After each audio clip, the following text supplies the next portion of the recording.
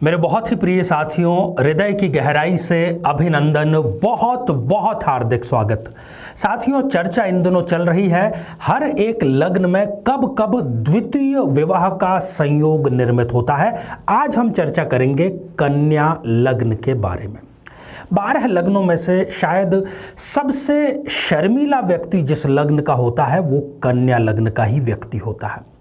साथियों, ये जान करके फायदा क्या, अगर द्वितीय विवाह का योग है तो इसका सबसे बड़ा फायदा तो तब लिया जा सकता है जब कुंडली मिलान करवाई जा रही है। अगर आपको ये तथ्य ज्ञात है तो ऐसी कुंडली को हम उठा करके साइड में रख सकते हैं। दूसरी चीज कि यदि इस प्रकार की किसी स्थिति का हमें शादी के बाद में पता लगता है, तब भी किसी विद्वान की सहायता से हम उसमें जितनी भी संशोधन हो सके कुछ उपायों के माध्यम से उसको भी कर सकते हैं। सबसे पहले तो हमें ये ज्ञात होना चाहिए कि कब 100% ऐसी संभावना रहती है। साथियों, इस पर चर्चा करें इससे पहले एक बेहद जरूरी सूचना कि हम हमारे प्रत्येक एपिसोड के अंत में किसी न किसी जातक के प्रश्न का उत्तर देते हैं और ये प्रश्न हमें प्राप्त होते हैं आप लोगों के ही द्वारा YouTube कमेंट के माध्यम से। अपना कमेंट लिखने से पहले आप #आचार्य चंद्रकांत इस शब्द का प्रयोग जरूर करें और साथ ही जो बेहद आसान प्रश्न आपसे एपिसोड के अंत में पूछा जाता है उसका उत्तर, सही उत्तर जरूर दें। केवल उन्हीं कमेंट्स में से हम किसी एक कमेंट को शामिल करते हैं। तो आइए साथियों, बिना किसी देरी किए जन्म कुंडली पर पहले एक बार दृष्टिपात कर लें कि कन्या लग्न में कब 2 विवाह का योग निर्मित होता है। 6 नंबर कन्या राशि होता है। 6 नंबर से जब किसी व्यक्ति की जन्म पत्रिका शुरू होती है तो उसको कहा जाता है कि यह कन्या लग्न का व्यक्ति है।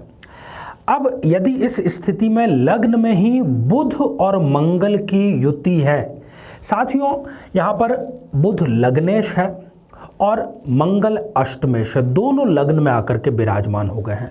बुध यहां पर 2 लग्नों का अधिपति है, परंतु फिर भी उसको केंद्राधिपति दोष इस स्थिति में नहीं लग रहा है।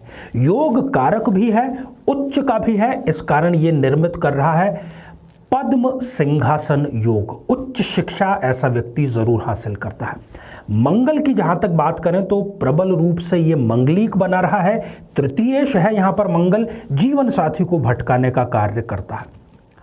साथियों, यदि ये स्थिति किसी कन्या लग्न के जातक या जातिका की कुंडली में होती है, ऐसा व्यक्ति अपने आप को अपने जीवन साथी की प्रति पूर्ण रूप से समर्पित कर देता है, पूर्ण रूप से उसकी सेवा भी करता है और पूर्ण अनुशासन पसंद होता है। और शादी से पहले जैसा व्यक्ति होता है वो शादी के बाद में बिल्कुल बदल जाता है ताकि जीवन साथी को खुश किया जा सके।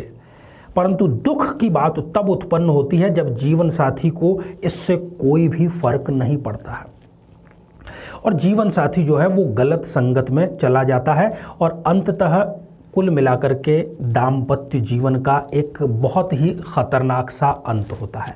ऐसा व्यक्ति जिस किसी भी फील्ड में होता है उसमें वो शीर्ष पर जाता है। राजनीति में भी ऐसा व्यक्ति यदि है तो वो संगठन में या सत्ता में किसी ना किसी उच्च पद को जरूर प्राप्त करता है।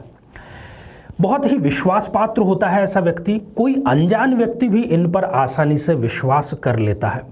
अपने लक्ष्य को लेकर के थोड़े से ये हठी होते हैं, जिद्दी होते हैं और थोड़े से शौकीन मिजाज के भी ये व्यक्ति होते हैं।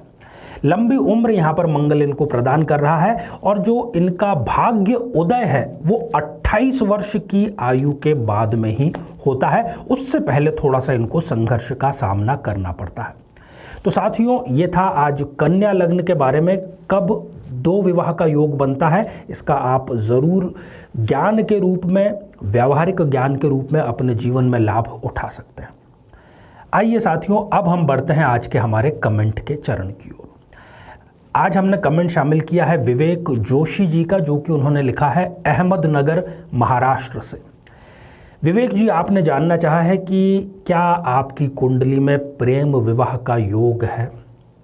आपकी कुंडली में प्रेम विवाह का योग नहीं है। सप्तमेश शुक्र त्रिक स्थान जो कि एक छठा भाव है वहाँ पर आकर के बैठे हैं, इसलिए, और वो भी शुक्र है आपके सप्तमेश, इसलिए मैं आपको प्रेम विवाह का बिल्कुल मना कर रहा हूँ। आप कुंडली मिला करके बिल्कुल पारिवारिक ढंग से विवाह करें, तभी वो सक्सेसफुल रहेगा। साथियों, अब बेहद आसान सा प्रश्न आपसे पूछा जा रहा है कि बुध के बारे में आज हमने चर्चा की, योग कारक भी है, उच्च का भी है, वो किस योग का निर्माण कर रहा है, उस योग का नाम आप हमें ज़रूर लिख करके भेजिए। आगे ये श्रृंखला हमारी जारी है। आप सभी स्वस्थ, समृद्ध और शांतिपूर्वक जीवन व्यतीत करें। नमस्कार।